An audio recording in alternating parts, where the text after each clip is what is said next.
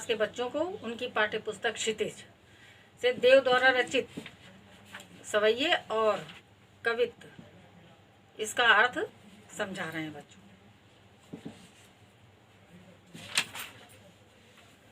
सवैये, तो इसमें इस सवैये में कृष्ण जी के राजसी रूप का वर्णन है कि पायन नूपुर मंजू बजय कट किंकिनी कै धुन की मधुराई और सांवर अंग लसय पट पीते ही हुलसय बनमाल सुहाई। तो इसमें कृष्ण जी का राजसी वेश है और उस समय राजा लोग हर प्रकार का जेवर पहना करते थे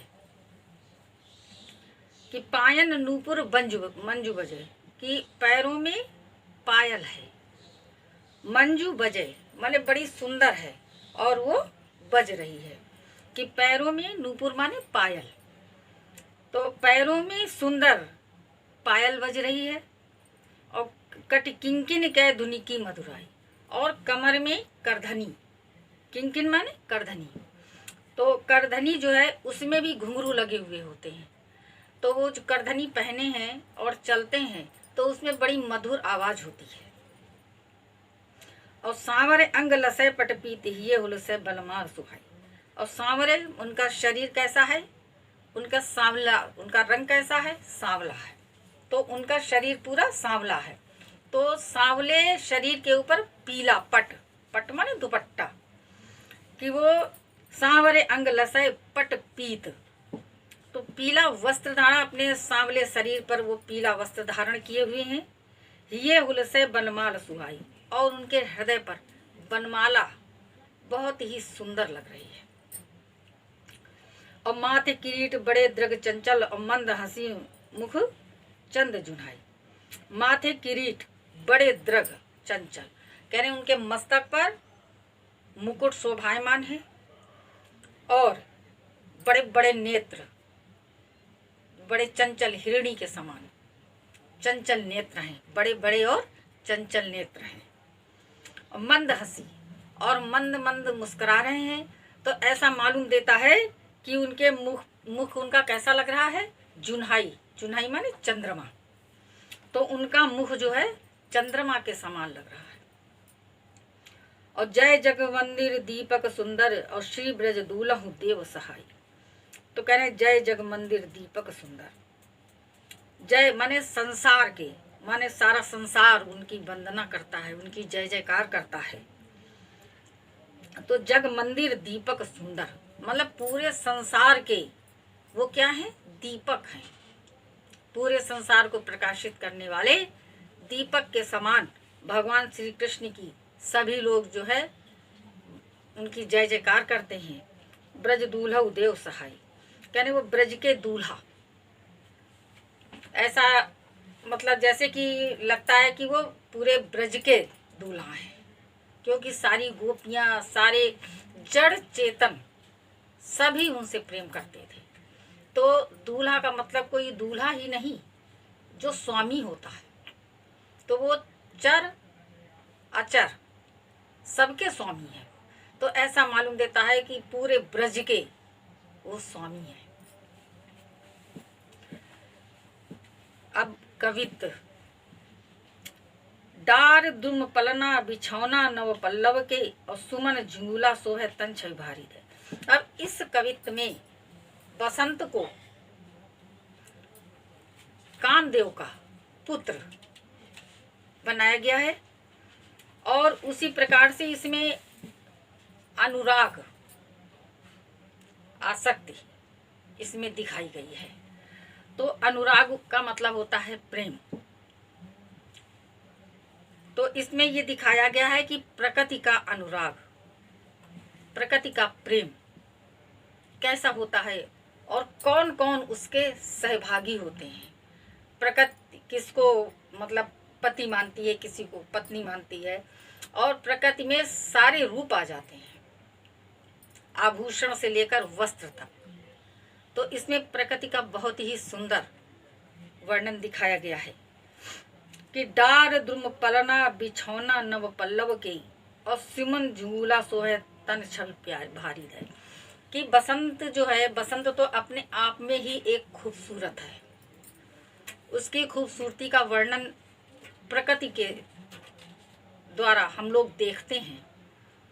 तो बसंत ऋतु में प्रकृति कितनी फूली फली, कितनी सुंदर रंग बिरंगी होती है।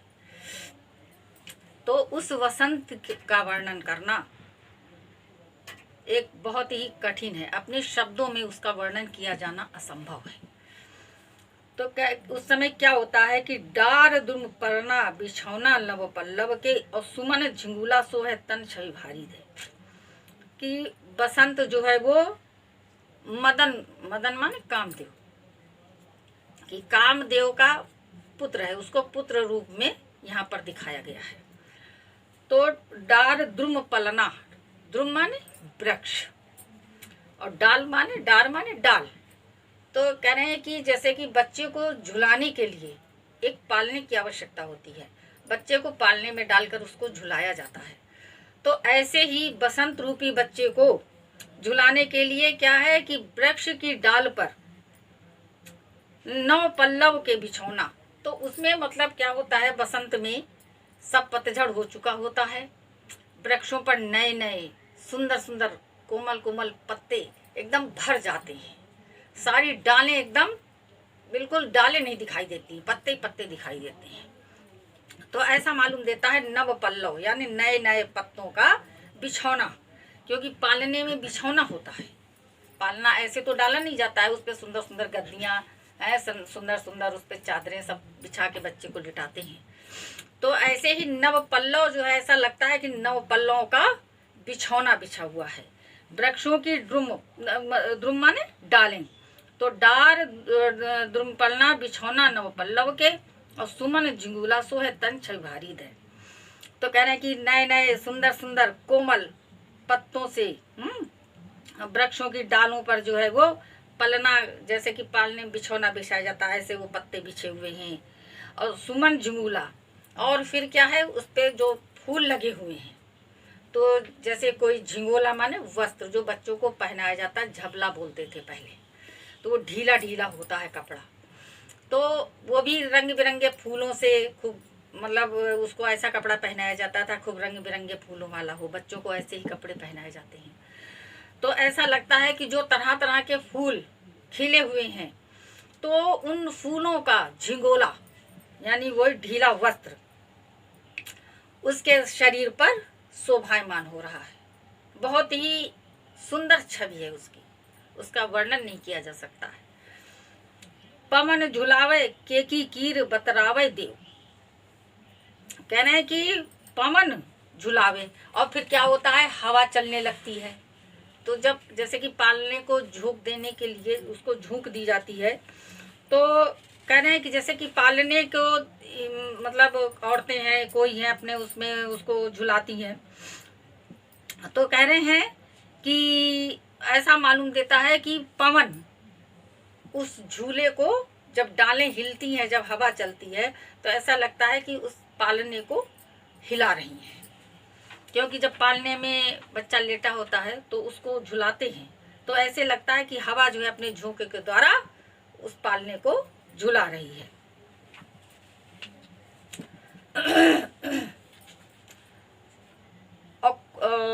और क्या पवन झुलावे केकी कीर बतरावे देव। अब तोता और मोर,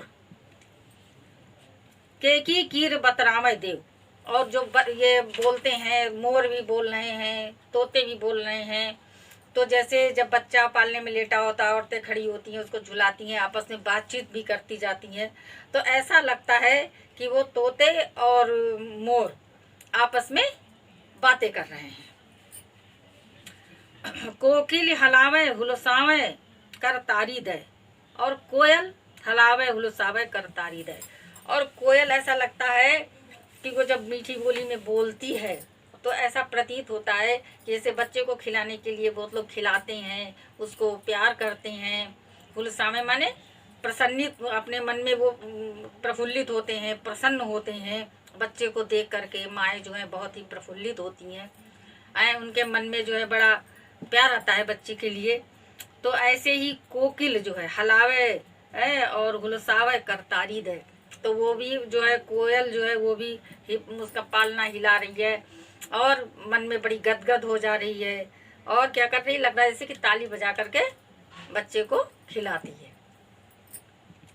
तो ये इसमें वर्णन है, कोई वो झूल नहीं रहा है बसंत, कोई झूला नहीं पड़ा है, कोई कुछ नहीं है, लेकिन देखिए प्रकृति का कितना सुंदर इसमें वर्णन दिया गया है मार्मिक ढंग से। अगर इसको आप समझें तो बिल्कुल वही रूप है जैसा कि एक बच्चे के लिए होता है, वही रूप इसमें बसंत का दिखाया गया है। तो वैसी ही सब सजावट है, वैसा ही सौंदर्य है, वैसी ही प्रकृति है, वैसे ही पक्षी हैं, पशु सभी उस बसंत के समय में सभी आनंदित होते हैं। तो इसमें दिखाया गया है कि देखिए बसंत में कितनी मधुरता अपने आप में ही हो। पूरी तो पराग सो उतारो करे राइलोन और कंजकली नायिका लतान सिर सारी दे। तो कंजकली यानी कमल की कली जो कि पराग से परिपूर्ण है, जिसके अंदर पूरा पराग यानी उसका मकरंद तो उसके अंदर उत्पन्न हो गया है, पूर्ण रूप से खिली हुई है। तो वो पराग से युक्त कंजकली, कमल की कली, लतान जैसे लताएं जो होती हैं वृक्ष में लिपटी हुई होती हैं, तो वो लताएं ऐसा प्रतीत होता है कि वो उसका साड़ी का काम कर रहे हैं, जैसे कोई स्त्री साड़ी धारण करती है। तो ऐसे ही वो लताएं वृक्ष पे लिपटी हुई हैं, तो मालूम देता है कि वो कली जो है वो कैसी साड़ी पहन करके कोई सुंदर नायिका के समान लग रही है। और वो उस जब बच्चे को नज़र लग जाती है तो उस पर राइलोन उतारा जाता है। ये ज़्यादातर घरों में होता है कि जब बच्चे को नज़र लग जाती है तो उसको अपने अपने प्रकार से सभी लोग उसकी नज़र उतारते हैं। तो वो राइलोन उतार रही है, ऐसा लगता है कि वो अपने पराग रस से भरी हुई अपने पराग से उस बच्चे की यानी बसंत की नज़र उतार रही है। और मदन महीपुजू को बालक बसंत ताही प्रातः जगावत गुलाब चटकारी दे। मदन महीपुजू को बालक बसंत ताही, तो राजा कौन है? मदन, कामदेव, क्योंकि इस समय जो है कामदेव अपनी चरम सीमा पर होता है। बसंत ऋतु में काम अपनी चरम सीमा पर होता है, तो उसको राजा माना गया है, यानी बसंत का पिता।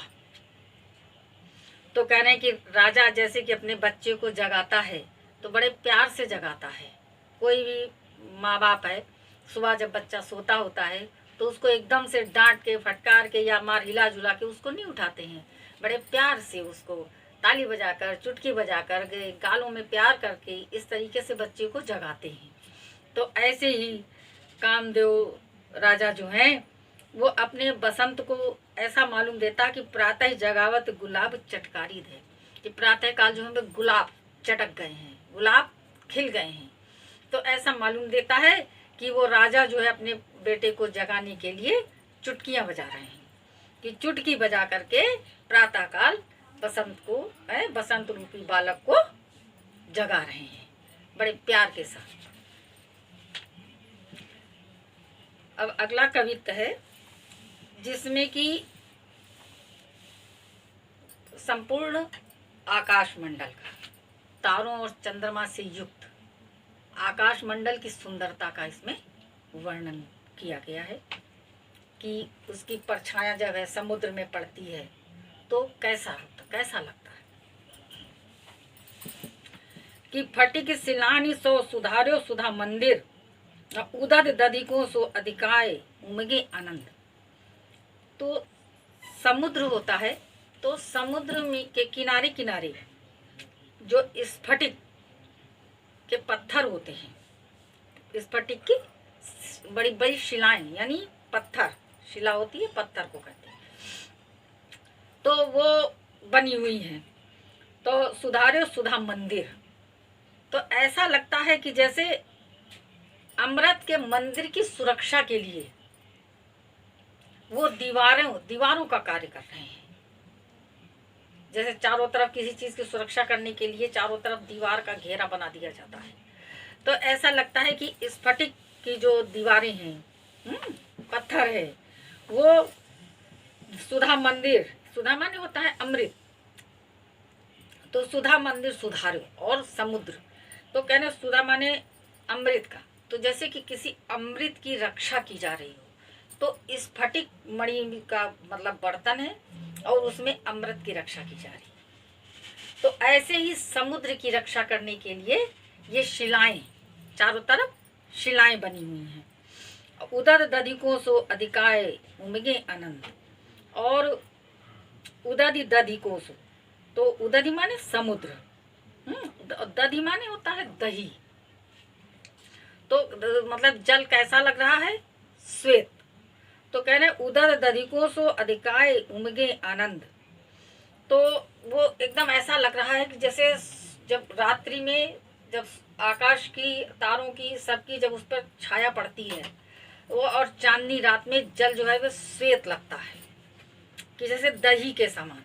तो कह रहे दधी के समान समुद्र बड़े ही उमंग से, बड़े ही आनंद के साथ अत्यधिक सुंदर लग रहा है और बड़ा ही अपने में वो प्रसन्न हो रहा है, बड़ी ही उसके अंदर जोश है, बड़ा ही आनंद है।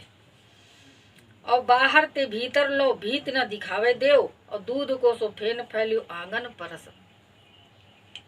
तो कह रहे हैं कि बाहर से भीतर लो भीत न दिखाई दे, परंतु समुद्र के अंदर कोई भी दीवार नजर नहीं आती है। जैसे कोई घर है, कोई दीवार आसपास बनाई जाए तो वो जल में उसकी परछाई पड़ती है, वो उस दीवार दिखाई देगी, कोई भी चीज अगर बनी है तो दिखाई देगी। परंतु समुद्र के अंदर एक भी, यानी जबकि स्फटिक पत्थर की सब पहाड़ आसपास खड़े हुए हैं, और लेकिन समुद्र के अंदर उनकी परछाई नहीं दिख रही है। अंदर तक अगर देखें तो उसमें क्या है, जल ही जल दिख रहा है और किसी चीज की परछाई उसमें दिखाई नहीं दे रही है। भीति माने दीवार, तो बाहर से भीतर लो भीति न दिखाई दे, कि बाहर से लेकर के अंदर तक अगर आप देखिए तो कोई भी दीवार वहां पर नजर नहीं आती है। दूध को सो फेन फैल्यो आंगन फरस बंद, तो कह रहे हैं कि लहरों में जो झाग उठ रहा है तो ऐसा लगता है कि जैसे दूध का झाग सब फैला हुआ हो। तो आंगन जब बनता है पत्थर का, सफेद पत्थर का यानी मार्बल का, तो व्हाइट मार्बल का आंगन एकदम व्हाइट चमकता हुआ दूध का सा ही लगता है। तो वो समुद्र पे जो झाग फैला हुआ है व्हाइट व्हाइट, तो ऐसा लग रहा है कि जो है दूध का फर्श बना हुआ। और तारा सी तनुता में ठाड़ी झिलमिली होती, और उस पर क्या है, तारा माने तारे, तो तारा सी तरुणता में ठाड़ी झिलमिली होती, और उस पर क्या है कि तारों की झिलमिलाहट, उसकी परछाई जब उस झाग पे पड़ रही है तो उसमें झाग में जो है कई तरह के रंग दिखाई देते हैं। तो उसमें ऐसा लग रहा है, और तारे जो हैं वो उसमें उनके तारों की परछाई पड़ रही है, तो ऐसा लगता कोई स्त्री चमकदार वस्त्रों को पहन करके खड़ी हुई है, और उसके वस्त्रों की जो चमक है उसमें जो है वो क्या हो रहा है, झिलमिलाहट हो रही है। अब मोतिन की ज्योति मिलो मल्लिका को मकरंद, तो मोतिन की ज्योति, तो ऐसा लग रहा है कि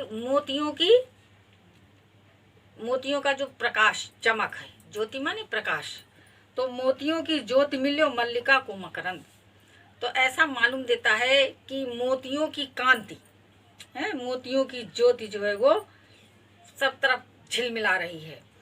और श्वेत श्वेत कभी कभी झाग जो होते हैं वो छोटे छोटे इधर उधर फैल रहे हैं, तो मल्लिका का पुष्प जो है श्वेत होता है, तो ऐसा लग रहा है कि जगह जगह मल्लिका के पुष्प मकरंद से युक्त और सब तरफ तैर रहे हैं।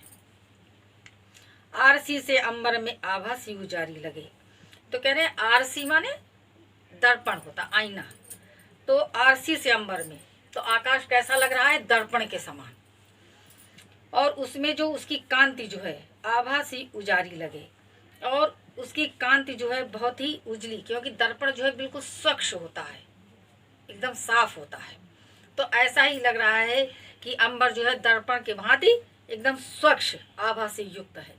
प्यारी राधिका को प्रतिबिंब सो लगत चंद, तो कह रहे हैं कि आकाश जो है वो कैसे दर्पण की भांति है, और उसकी जो उजाला है वो उसके जैसे दर्पण में एक प्रकार की चमक होती है, आभा, तो ऐसा बिल्कुल वो मालूम दे रहा है कि क्या है, एक दर्पण के समान है।